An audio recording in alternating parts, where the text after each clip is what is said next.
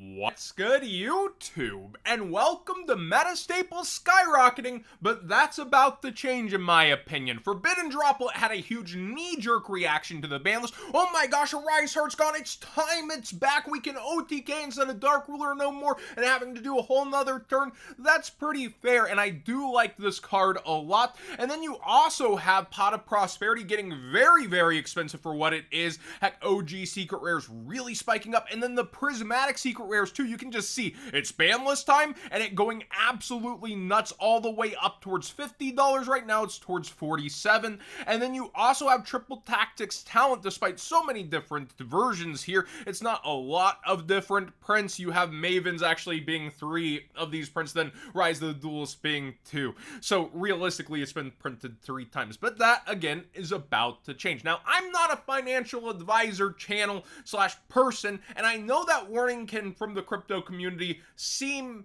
kind of sketch, right? Because you're about to tell people to do something and you're saying, but I'm not a financial advisor. The thing is, with market theory, we can't pinpoint exactly what Konami is going to do. Is Konami going to short print or not? I don't even know if you have these cards to be tailoring advice to you. That's why I give the warning, I'm not a financial advisor. That's to break it down. It comes up a lot in the comments section and people get, I've heard that's a bad thing, and that's why I end up doing it. However, I would be selling a lot of these cards in specific, mainly because they're confirmed in the Rarity collection. They are bolded already. It's not speculation of, oh, are these or aren't these in it? Well, the list could be the same as the OCGs. That is speculation, but is getting proven further that it is looking like the OCG list. Konami could tweak some things, but yeah, we do have confirmation over here on Triple Tactics Talent, Forbidden Droplet, Pot of Prosperity, all which rose from the ban list, and all are being reprinted here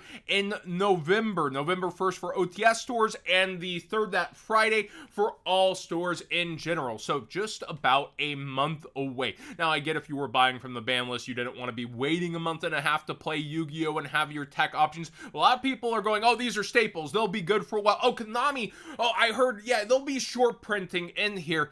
Every card comes in every rarity. Let's even assume there are some pretty big short prints in here. When every card's every rarity, and in every rarity slot, you're still going to probably see a good amount of them if they short print. And I may be naive, considering Konami's the company that has done short half prints in the last couple of megatons, but I almost feel like they're going to put their best foot forward here. But again, that would be speculation, and maybe not mess with too many ratios so people can rant and rave about this one like they did the first Battles of Legend to try to build a successful line. But again, they also could be dropping it, seeing what it did to the collector market, because they do care about their secondary market and feedback there. But we have further confirmation with cards that weren't listed, you know, like Dark Law here in a magazine about stuff coming out in the rarities and showing off the rarities. And that's interesting because it further does show, hey, well, Dark Law, you know, wasn't over on here, right? Redoer wasn't over on here. It's not bolded. They're adding more cards from the list of the OCG Rarity Collection. So I do heavily suggest going through here. It's 1 card less than the OCG set list, and a lot of people assume Konami's just going to port this and take Max C out, since Max C is banned over here. I think that's a fair assessment to kind of assume at this point, but at the same time, you want to be wary that Konami could end up throwing a curveball, changing a couple things, thinking this isn't relevant over here, this might be a better pick. But using the card technology that's already been impressed and embossed on these cards, I think Konami's likely to keep the same to save budget as well. Now let's go over only confirmed cards to this point. Forbidden Droplet to being super, ultra, secret, and then every nice rarity, and maybe ones that won't do so nice over here, like extra secret as it was named in the OCG. I believe that's called Platinum. It's like the Starlight but diagonal lines. Also getting 25th rares and ultimate rares and collector rares. Having so many different high rarities drop all at once is going to help eat the competition even on the highest rarity versions like the ultimate rare. And that's what had me scratching my head on some cards, like, oh, all droplets are starting to rise. Why isn't the old, oh yeah, the Rarity collection, even Market Man sometimes has that gap in logic where I'm like, yeah, why isn't that going up when every single, is it not as real, or people maybe just wanting easy access versions? No, it's that there's about to be a ton of competition from different high rarity versions that go versus this one, and then there's that quality control issue that OTS packs face, where these had a lot of wonky things happen to them, if you recall. Pot of Prosperity over here has, its 3 versions thanks to the Pot collection, and I think having it, listed, it's probably going to be something people are after in play sets like both of these other cards. And while that will still, help people run at it, this set's going to be so wide open for the high rarity versions that are still pretty easy access if I'm reading the pull rates right on what they say is going to happen in here. You're looking at 2 supers, a secret, with a 1 in 4 chance of being upgraded to platinum, secret, or quarter century, and 2 ultras, each with an individual 1 in 6 chance of being prismatic style, collector rare, or ultimate rare. So that's still a pretty good amount per box, should you be getting around 4 per box. And we're talking, it's a traditional style booster case with just a little bit up. MSRP $4.99 here, way up over in the EU. So the EU's kind of limiter is that stuff costs a lot more over there. I still think it will be opened in droves. So whenever a set gets mass opened for the cards inside, there's usually abundances of a lot of them, even at the top end, and they tend to go for a little bit less than we might speculate.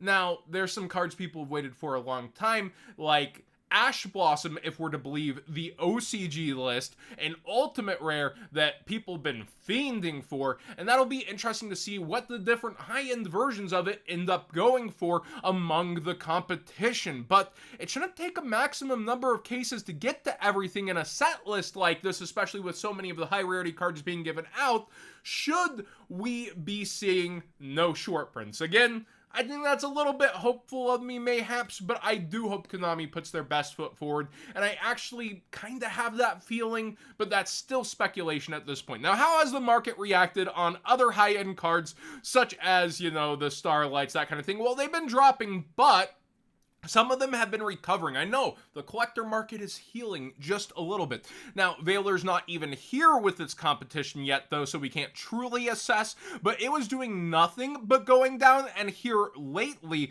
the first edition English have risen back towards being $295 plus on the market lowest available, with actual sales $285, $290, when it was selling for as low as $220 on first edition, with a lot of sales more around $250. You can kind of see that announcement, the dip, people going crazy and eating them, and it's more the light plays going down there. But it is interesting when you look at the year-long graph, well, they were up towards $555. That's a 50% drop. I've heard a lot of arguments also that this is more the general collecting market. That doesn't apply as much to past format playability cards that have been stable for so long. I don't think that was a market adjustment for it to fall off a cliff like this. I think there's something else called the Rarity Collection announcement that more so started this kind of nosedive. It was generally down a little bit over time with fluctuations that were normal, and then it went down really hard, and you can see that point in time. There's been so many arguments about it being the bubble bursting, and look at the graded market, look at this, it was natural, John. No, I really don't think it was a natural nosedive. I think that, gradually that's a bit more natural, even a bit of steep ones, but not like that wall that we see on the graph. Even here we see it a lot more, right? And that's the 3 month, by the way. We go to the year, we see the cliff dive here as well, about the same time for Dark Law, going from 430 down towards 318 on the graph, sales at 285, lowest being around 280 to 285 still. I think with Dark Law, it shows if there's not a popular past format with the card, it's pretty much push down bad instead of having that turn back up like Valor's having. And also Starlight Stardust, actually. I've seen these around 580 for a bit now in English. That's about where they are still. But to note, a ton of them have been selling here around that $500 mark, and then also, you know, up in the 600s as well. So Stardust is a bit interesting. It's for a Starlight Rare, this is a pretty good amount of movement depending on where it's at in the market. And considering the quarter century rare and it's kind of sticking its heels in the stand here, it's actually not that bad because you can compare it to the graph, but know that there were panic sellers even lower, and it's kind of trying to dig its heels in the sand. Now, it was at a maximum of like up towards 800, if you recall. It was shooting above its graph, and these are sales tracked, right? Like 742, pretty crazy for it to fall off, you know, 33% from the quarter century in the Megaton. People are willing to settle, high-end competition, it shows, but it is starting to rebound a little for past format playability, and people do like it versus, you know, the silver name versus gold name quarter century rare having extra foiling in a lot of people's eyes. Exodia, however, not really a deck of choice in a lot of past formats. More of a rogue meme deck where people like to Exodia obliterate and do the party trick, right? This is 360 lowest at this point, which is under sales by about $80 at 440. You can see plenty of sales in that range as well, around 360. Actually, a pretty good amount on Exodia still. It was as low on sales as 300 though, but not really rebounding as much as Stardust is, where you can see there's plenty of sellers, you know, on the front page under 400, and this was just absolutely stonking up above 600 as well at 630. The competition, even from an easy access version when it looks comparable, can end up doing this, right? Like, people look at it and they're like, I want one of the nicest Exodias out there. Oh, one of them's 15 and it looks kind of pretty similar over here. A lot of people are going to start being willing to settle for OCG Collector Rare. That's freaking shiny when we get it in the Rarity collection, right? Or, you know, the Ultimate Rare with the new thick layer on the side. Some people will like it, some won't. It will help that it's different to keep setting aside some of these where you can point out the differences. But when you do the exact same art, yeah, it ends up taking away a little. That's why Tour Guide, when every version was rising for Unchained, I was like, why isn't the Ultimate Rare rising when people are going for like every other version? Well, it actually did baby bump up now towards 200-ish, and you can see the sales here at 180, 180. They started flying. They were all the way down to 160, and you can see on the graph those 180 sales happening, but it's on that list for Rarity collection as well, so it's going to have a competitor Ultimate Rare. That's why people were slower towards this, but this does have some past formats where people speculate, hey, maybe finally DUEA format will come around. It does have some speculatory Time Wizard stuff. So when it comes to the Rarity collection, how bad should you panic? Well, personally, I'd be selling everything on the list, but you're still speculating that Konami's going to do a one-for-one port in that. That would be my personal take, and I would come back to what I want later, assuming that I would probably get a chance to buy some of it cheaper. But some things like first edition Valor are rebounding before the drops even here. We've seen in history that can go two types of way. Oh, these Valors, they're not anything close to the other one. I've seen the OCG Rarity collection. If print quality is good, I think it will be competition. But there are nostalgia goggles. There are people who will throw a lot of money at the market, and when there's only a couple cards to rise a card, you know, $100, you can make a strong appearance for a card on the market by only buying 2 to 3 playsets of something. So the market can often also be a bit vexing on, is this really up their sales here? One person can swing some of these cards, right? So when we're looking at TCG Player and eBay and seeing the copies go, sometimes it doesn't take the most of them to end up doing that as well. Whereas we're talking the secret rare forbidden droplets, right? Like the playable easy access ones being down to 50 copies, which isn't the most sellers, and spiking up here. That's a bit different for how many are on the current market out of the 2022 tens, which are super thirsty for value.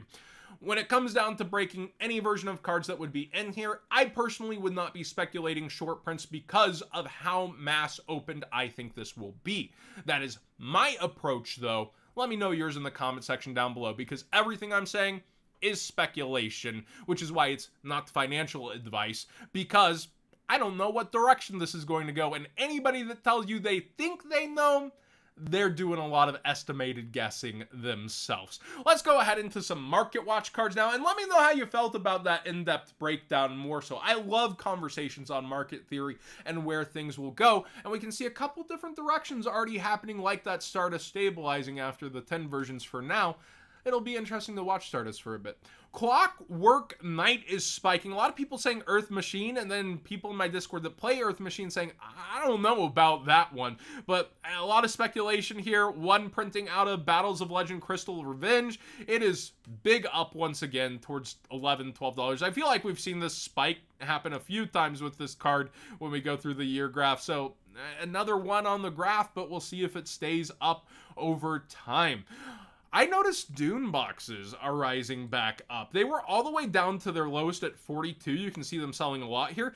Post Banlist climbing back towards 50. I do feel like the set's underestimated in what it has to offer versus its reprint clock. And multiple quarter century rares are super low on listings, like the Noble Arm Museum as well as Angelica. So we're seeing these are still 1 per 8.3 cases. That's 12 box cases to get an individual quarter century rare on average. Of course, variance is going to be there, but a lot of these do feel maybe a little undervalued, and we do see like there have been some buyouts, mainly on Yama here as well as Chimera. These two cards have gotten the biggest buyouts in the set, where others just feel underestimated, like Epurely, and I don't know. There's so much to the set where I could see different directions going forth, but right now, not a ton of movement besides those cards, and the prices continue to settle, so the inside value is not going all that crazy versus what to chase inside a couple ultra rares and a couple secrets. Like, there's really not much more to this, and I feel like it's still bad estimated value pulled to open, but it is getting eaten up a bit on the market. We have Guiding Quim as well as Grangungol. I murder names, I'm sorry, but Dust Dragon here have very similar graphs. These are 1 month graphs. Look at this, from $9 towards $18, with lowest on the market, 17, and it quickly goes towards 18 here on the page for the Dusk Dragon. And then Quim here, yeah, just absolutely similar graph going from, what was it, 21, 22 towards 25, 26. Nice voice crack. I'm still recovering from the Crush Card long-term symptoms, and I've been hiding in the voice cracks. But $27 here.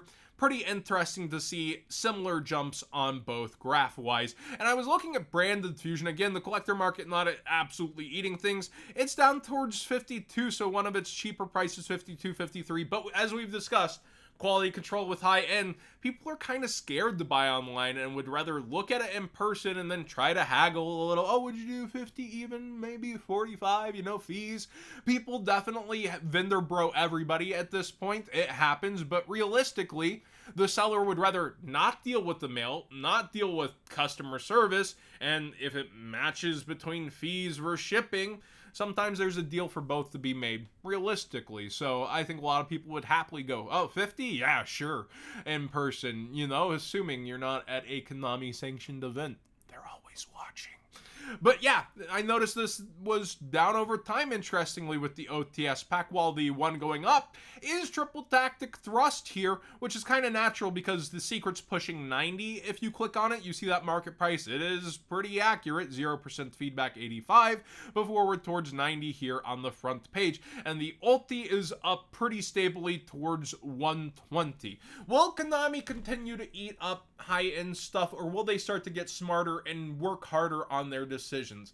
I think it's usually about a year adjustment to see things actually happen. I don't know that it'll even happen by this year's Megatons. Those might be planned out at this point.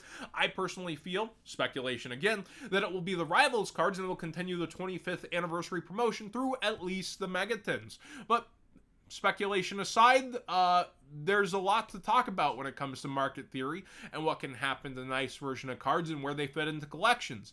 With Blue Eyes, another nice Blue Eyes, yeah.